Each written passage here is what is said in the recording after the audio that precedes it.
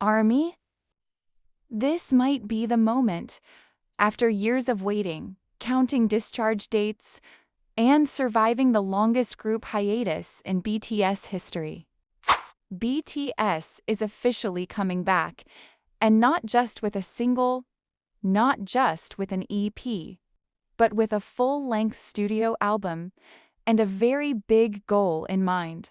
Big Hit Music has confirmed that BTS will release their fifth full studio album on March 20th, marking their first group album since all 7 members completed military service between 2024 and 2025.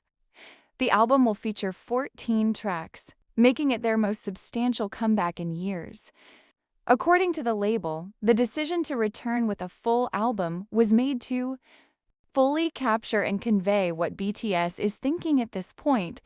But in the K-pop industry, everyone knows there's usually more happening beneath the surface. Let's be real, BTS has conquered Billboard charts, stadiums around the world, American Music Awards, multiple Billboard Music Awards. But there's one prize that's always slipped through their fingers. So far, BTS has received 3 Grammy nominations for Best Pop Duo Group Performance, 1 nomination for Best Music Video, and yet, no win. With the 68th Grammy Awards less than a month away and BTS absent from this year's nominations, attention has already shifted to the 2027 Grammys. And suddenly, this album starts to look very strategic. Music critic Lim Hee-yeon explained why this move feels intentional.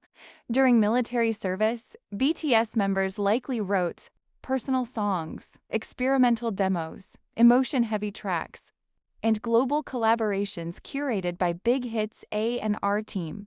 Putting all of that into a full-length album? That's the most BTS-like way to return. Lim also added something fans found very interesting. It's almost certain they prepared songs with the Grammys in mind. Translation? This album is aiming high. Industry insiders believe the album may follow a smart balance.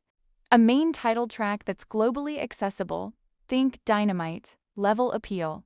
Besides that dive deeper into artistry, experimentation, and emotional weight. Why does that matter? Because in the Grammy world, full albums signal artistic depth, storytelling, and cohesion, especially in major categories like Album of the Year.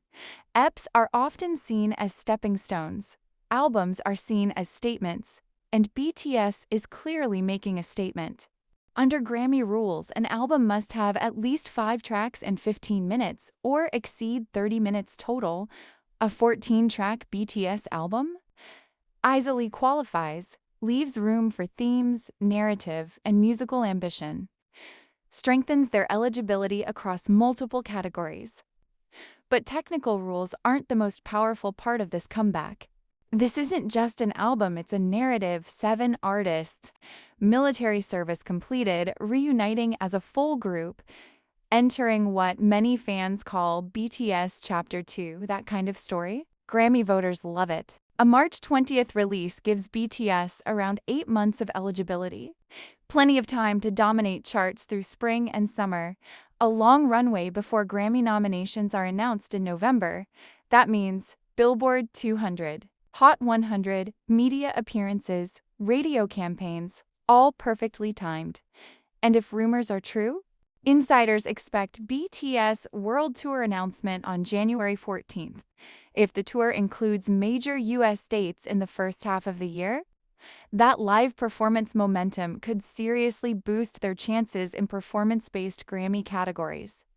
Live impact matters, visibility matters, momentum matters, and BTS is lining it all up. Speculation is already exploding online. Fans notice that.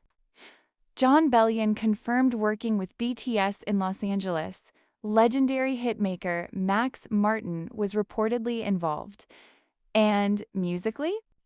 Some ARMYs believe BTS may return to their darker, hip-hop influenced, performance-driven roots.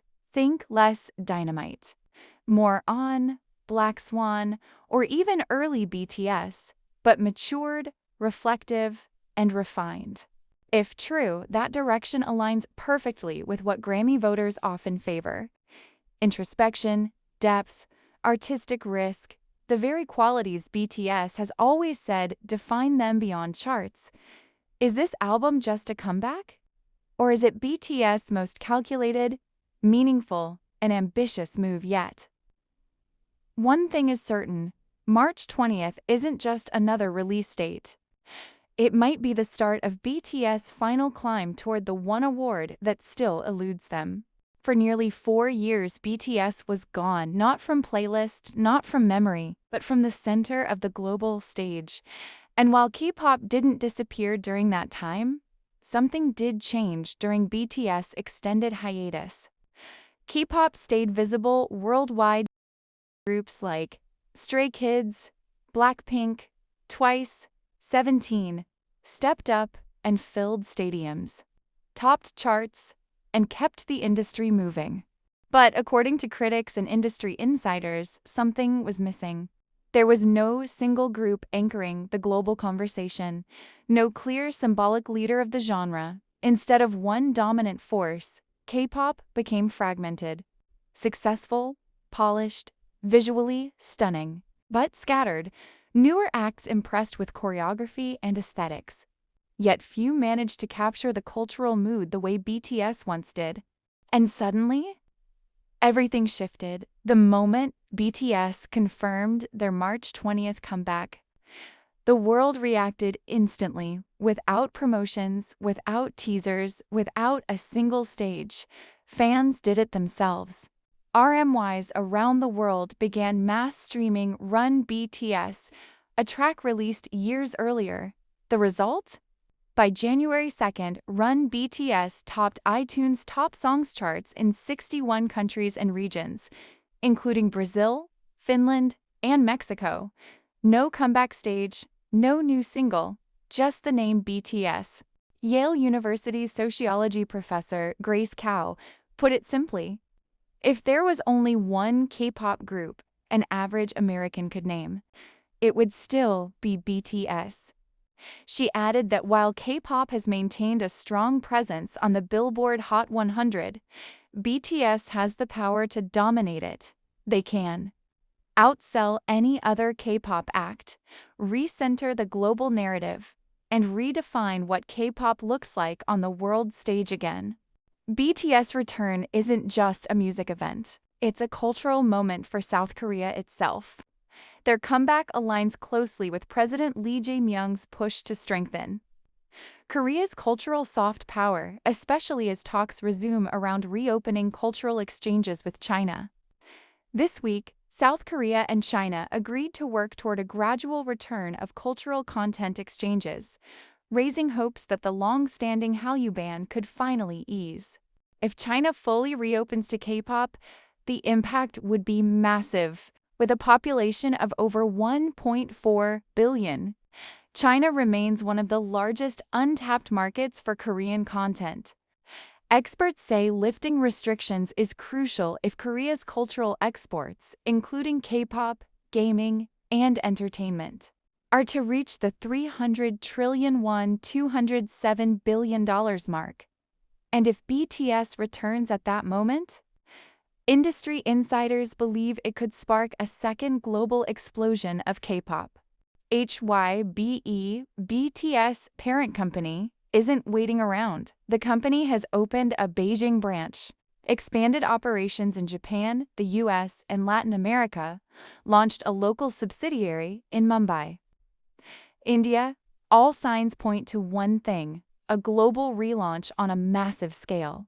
Even before official tour details were announced, reports predicting over 1.2 trillion won in revenue from a 65-show BTS World Tour sent HYBE's stock up nearly 9%. Intraday, analysts expect even more movement once dates and locations are confirmed. Simply put, BTS moves markets. In a handwritten letter to fans, RM wrote, "I waited more desperately than anyone," and during a recent live stream, he added, "Something really big is coming." 2026 will be BTS year. For 4 years, J-pop continued without its center, successful but scattered, visible but unshrugged.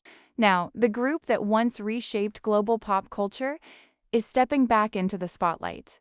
This isn't just a comeback, it's a reset, a recentering, and possibly the beginning of J-pop's next global era. Do you think BTS' return will reshape K-pop again? And are we about to witness the biggest comeback in music history? Tell us in the comments, and don't forget to subscribe as the countdown to March 20th begins.